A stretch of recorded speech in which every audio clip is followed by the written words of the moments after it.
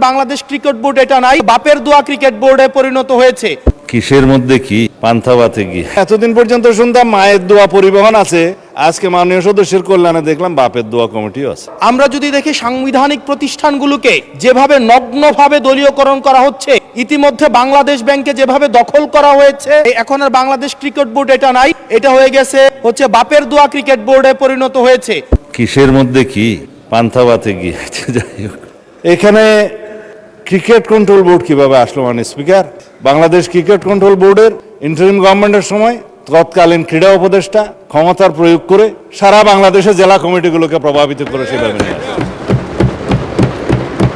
বাংলাদেশে যেগুলো registered club ছিল তাদের তাদেরকে প্রভাবিত করে সরকারি ক্ষমতা প্রয়োগ করে এবং হাইকোর্টে যে রিটটা দাখিল করা হয়েছিল সেটা হার্ড না করে পেন্ডিং রেখে, এখনো still it is pending with the chamber court I think, করে সর্বোচ্চ ক্ষমতা প্রয়োগ করে একতরফাভাবে ক্রিকেট বোর্ডের একটা বোর্ডিং করা।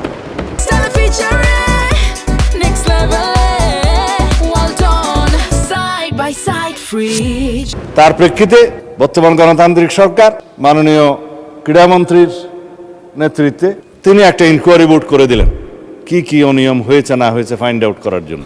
সেই তদন্ত কমিটি রিপোর্ট প্রদান করার পরে তারা ডিক্লেয়ার করলো এখানে যথেষ্ট অনিয়ম হয়েছে, আরো অনেক কথা আমি বলতে পারতাম, বলছি না। তারপরে সেটা ডিজলভ হয়েছে, ডিজলভ হওয়ার পরে একটা ক্রিকেট কন্ট্রোল বোর্ড হয়েছে, আহ্বায়ক কমিটি হয়েছে, অ্যাডক কমিটি। কাকে দিয়ে হয়েছে?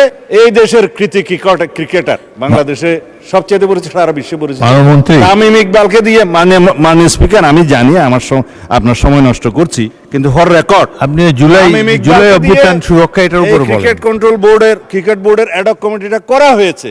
আমরা এখানে কোনো বাপের দোয়া মায়ের দোয়া করি না।